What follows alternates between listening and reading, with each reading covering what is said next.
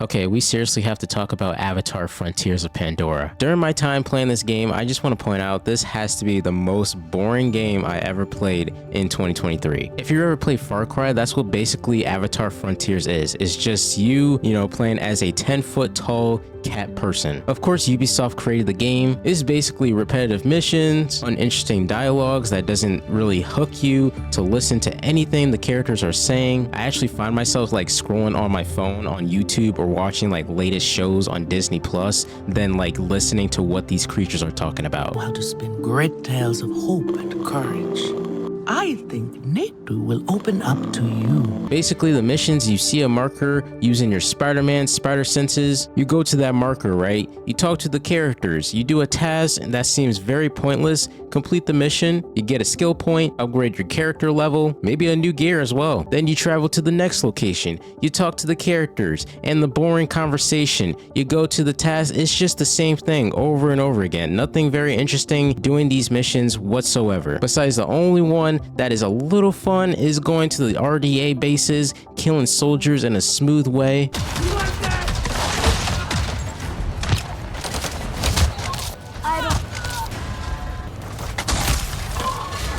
It is nice to know that you're a 10-foot tall cat person knocking these little people out, so that's pretty funny. They're attacking! Now I know I'm sounding a little bit negative here and just bashing the game for how lame it is, but I'm just being honest. The moment I saw the first trailer for the game, I knew it was going to turn out very bad. To be honest, the game should have been third person. I mean, it would have been nice to see your character on screen. Ubisoft said they went with first person to make it more immersive, which in my eyes, I see that as total BS. At least in the beginning of the game, it was very interesting with the movie-like cutscenes. I said shut up! Stop singing!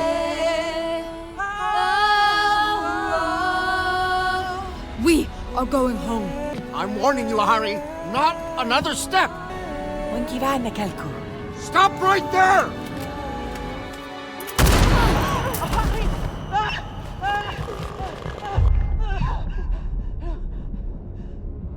What did you do? No.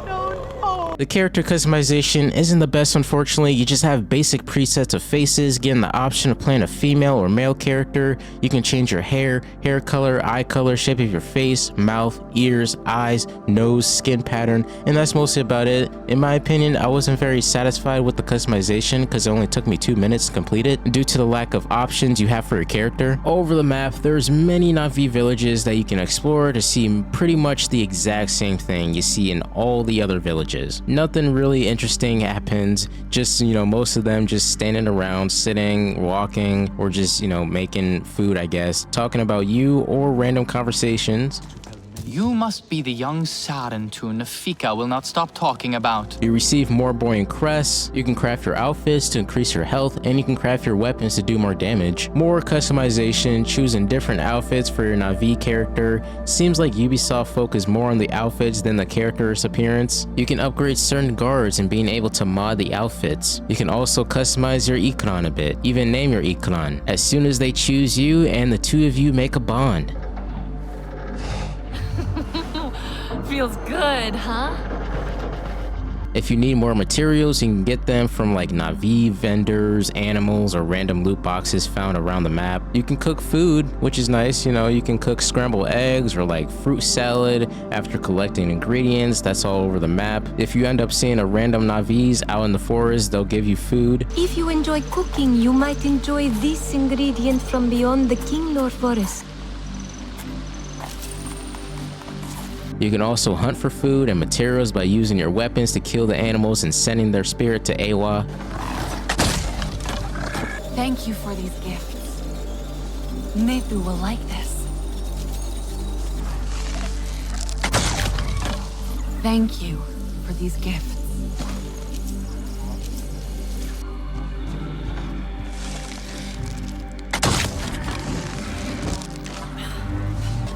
Thank you for these gifts. Interacting with random Na'vi in the game really gives me like Far Cry and Elder Scroll vibes, but very boring. I see you. Your spirit goes to Awa and your body stays to become part of the people. Thank you for these gifts. But after all this, it just doesn't satisfy me to continue playing this game. But since I spent pretty much $70, I basically have no choice, and it's too late to receive a full refund after playing more than 15 hours. I was generally excited to play this game, and then it turned out to be something that I'm probably gonna forget as soon as I finish the story. In 2154, Jake Sully, the main protagonist in the Avatar movies, was mentioned in the beginning. Due to RDA getting attacked by Na'vi troopers led by Jake Sully, the RDA had to do an evacuation. Cortez, I need to talk to you over here, now. Look, orders have come down from Hell's Gate. We are being evacuated from Pandora. I need you to grab your stuff before the panic starts. What? Look, we have lost Pandora. Some Avatar driver named Jake Sully went full native, turned the Na'vi on us. That's why you can't trust any of them. I don't know, when I heard Jake Sully being in the game, my face was smiling a lot until I got more and more into the game. I was in complete disappointment. The voice actors aren't really that bad, honestly. I actually like the female voice actor more than the male voice, due to the fact that the male voice, he sounds like he's just over dramatic about everything. Some people might think that this voice actor sounds like Miles Morales, but he whines pretty frequently, and I mean by a lot. The female voice isn't the best, but it is better than the male voice. It's just the female, she sounds like your basic American who goes to your local Target every weekend for makeup products and Starbucks, talking about a guy she's talking to named Ryan. I don't know, the voice actors in this game just doesn't really satisfy me. And Alma said to run for it. Are you okay? Shaken. Shotlet got me out. Where are the others? Nella and Nor made it too, but they decided to spend time outside. I don't think they should. Isn't it dangerous? Don't worry, you're all safe now. That's what matters. Pretty much the only thing I really liked about this game was the open world, for one, because it's so massive. Two, the Eclon, you can fly it around. And then three, you know, you can ride your dire horse. And then also, I cannot forget the RDA bases. It's okay. I won't hurt you. Easy does it. Many plants to learn about, with some that probably like cause damage to you and some that could help you, you know, throughout your journey.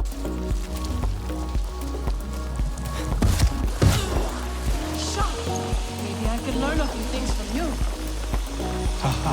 If you're a fan of Avatar, you might actually truly enjoy this game and have a blast with it.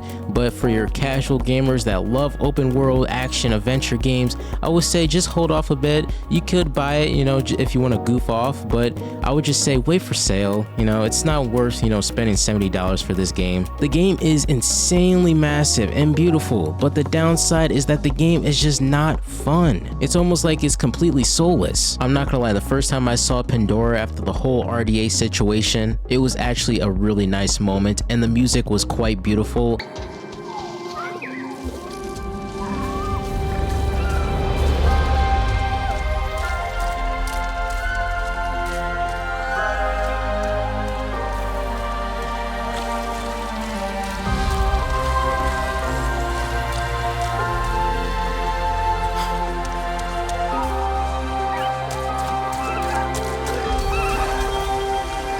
At the end of the day, Avatar Frontiers of Pandora is definitely one of those games of all time. Hello my friends, if you made it to the end of the video, you are awesome and I really appreciate you for watching. If you want to check out my other videos, it'll be on the end screen. But as of right now, I'll see you on the next video.